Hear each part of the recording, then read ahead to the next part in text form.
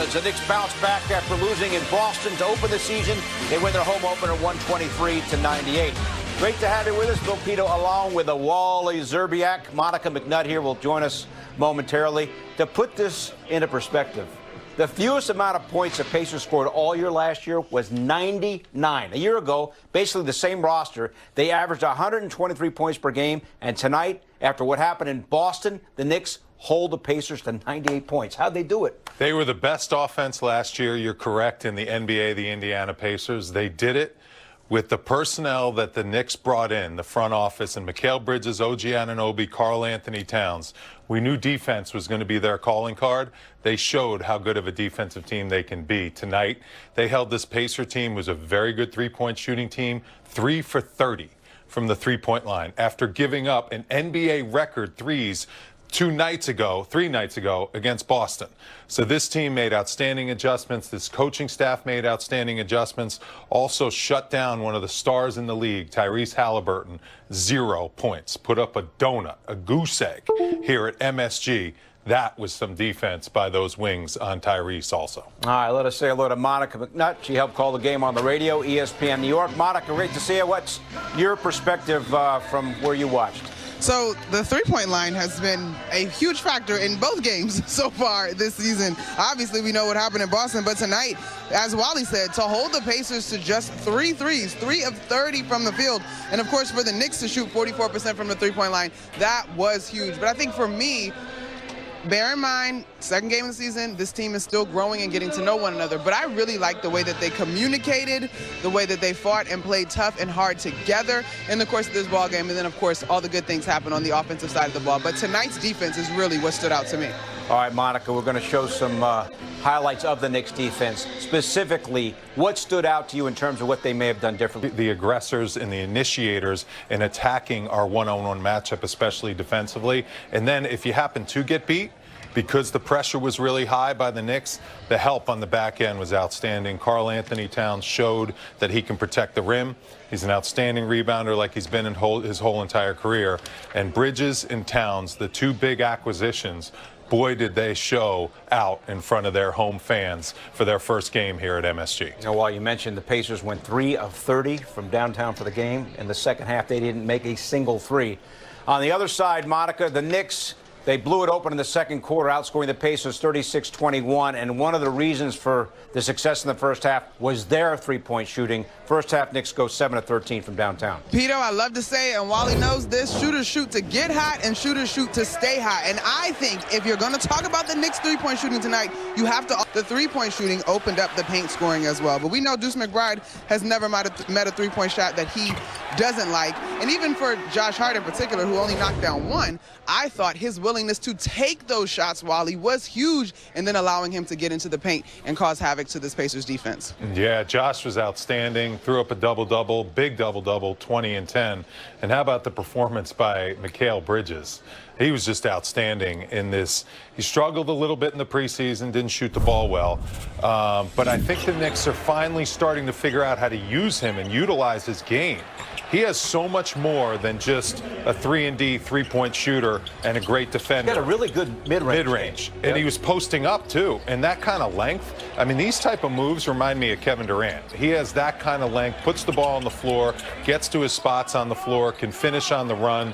Had a sick finish in transition where he pretty much dunked over the whole Pacer team. And it's good to see that 3 go down. This is how he shoots. There's the finish in transition. I mean, he's a rhythm three-point shooter, a 38% career three-point shooter. So that's really good numbers and percentages and efficiency from that three-point line. And you can see he took great shots, got his points, and only took 12 shots. The balance for the Knicks in their starting lineup was outstanding. Jalen took 19 shots. Everyone else well-balanced. 4 guys and 20 points. That's impressive. Bridges went 7 of 8 in the second half against Boston, 8 of 12 for the game tonight. Monica, Karl-Anthony Towns, his first home regular season game as a Knick. He was spectacular with 21 points and was also the Knicks' leading rebounder with 15 boards. I'm not sure what shined brighter, whether it was Karl's performance or his girlfriend's shoes, because the sparkles were sparkling way up in the rafters, okay? He took advantage of his size or matchups against this Indiana Pacers squad. We looked at some of the numbers between he and Miles Turner. They've played 9 games head-to-head. Karl-Anthony Towns does have the advantage, but what I like to see is that when he was being guarded by smaller defenders, he got to the paint. Tyler and I were marveling at his strides and how much ground he covers when he makes up his mind and decides that he's going to the rim. And so this was a terrific performance. We know that so much, as much as you're excited about what Karl-Anthony Towns brings offensively in terms of stretching the floor, he's also going to have to anchor this defense. And I thought he did a pretty good job of doing that tonight, particularly with those rebounds. Yeah, he did. He's going to have to anchor that defense until Mitchell Robinson comes back. And, you know, here's a hometown kid coming home, getting an opportunity to play in a New York Knicks jersey. And I loved his energy and emotion, what he brought to the floor. That's what the fans love. And it was a great start to his career here at MSG. And I'm sure he's got some more good games to come. All right. Great game all around for the Knicks. 4 starters with at least 20 points, and OG Anunoby had 14. Monica, thanks for joining us as always. We'll see you on Monday night. Sounds good, guys.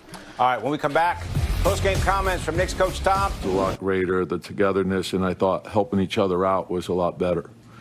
And so as the communication improves, and I think it's still a work in progress, we have to get a feel, but the way we played together, and guys did a lot of different things. I thought, OG's activity was huge for us. I thought Karl played a really good all-around game. The communication by the bigs, Mikal getting up, over screens and fighting, and then Michelle being a lot more active. I thought those things all mattered, and I thought offensively they all helped each other, and I think that's important for us. To hold Tyrese Halliburton scoreless the entire game, what do you attribute that to, and is there a level of pride for what your team was able to do? Yeah, and I think he's probably as good as it gets in terms of reading the game. I don't think he forces things. He probably missed some opportunities that he normally makes, so you don't read too many. We try to guard him with our whole team. So, but guys like that, you got to try to make them work as much as possible. But he could hurt you a lot of different ways, not just his scoring, but his passing and his playmaking. And then they're a hard team because of the speed that they play with. And then the versatility, when you look at Nembhard and McConnell, when he comes in, that's a lot of speed. That's 3 point guards that are very effective. And then Siakam and Turner really spread you out. And Nesmith is a guy that you just can't overlook, the value he brings to their team. And I think their bench, when you start looking at the guys like Mathurin and what they bring, Jackson, the pressure he puts on the rim, it's a lot. So you can't let lead is safe against them. What did you learn about Mikal? Okay, all right. What did you learn about Mikal? Because you kept him in there when he got early foul trouble out there. So what was it that you just said you trust that he wouldn't, get more fouls? Yeah, I think he has a great understanding of the game, and so just he's usually a body position guy, and I think he's smart. He can think on his feet. So, we're gonna roll the dice some. And to me, it's a lot different, I think, than college, because it's 6 fouls and not 5. What does it tell you about your team when you can come back in 2 days from a spanking or whatever you want to call it that happened? Yeah, that's the reality of the league, and that's why every game counts the same. And then what do you take from the game? And I think that's important to understand why you. What we're witnessing from the New York Knicks at the start of this season is a solid display of smart adjustments, a team that's finding its rhythm, and a roster beginning to gel. After a tough loss to the Boston Celtics, the Knicks took on the Indiana Pacers in what many saw as a true test of their defensive and adaptive abilities.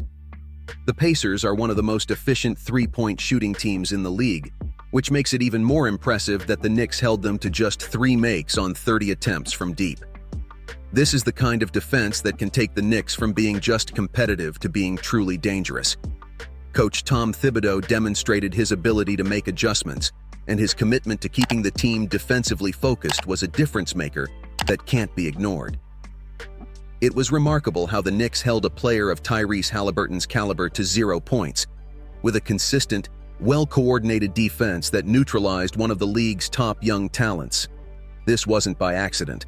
The team took the time to revisit the previous game against Boston, analyze their weaknesses, and came back with a completely different mentality, ready to fix mistakes. This is the attitude of a team that wants to win, that is willing to learn and grow. And alongside Thibodeau, some of the team's key new acquisitions took the spotlight, especially Karl-Anthony Towns and Mikal Bridges, who thrilled the crowd at Madison Square Garden. Towns was a true defensive anchor, not only blocking the paint, but also contributing with 21 points and an impressive 15 rebounds. His physical presence and ability to control the defensive rhythm were evident, and this is exactly what the Knicks need: a player who can do the heavy lifting while also creating scoring opportunities. When Towns is utilized well, he transforms the Knicks into a completely different team. Another standout of the night was Mikal Bridges, who came into this game after an adjustment period during preseason, but now looks much more comfortable in his role. Bridges showed he's more than just a 3-and-D player.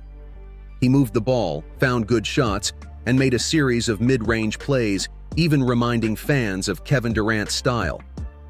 This adds a new dimension to the Knicks' offense, something the team sorely needs when facing tougher defenses. Bridges wrapped up the game with a high-efficiency performance, proving he can make an impact on both ends of the court in a versatile and commanding way. As for three-point shooting, the Knicks found a strong rhythm, shooting 44% from deep, a sharp contrast to the game against Boston. This improvement was also reflected in their ball movement, which flowed naturally, allowing the Knicks to capitalize on every open opportunity. Josh Hart's performance is also worth noting.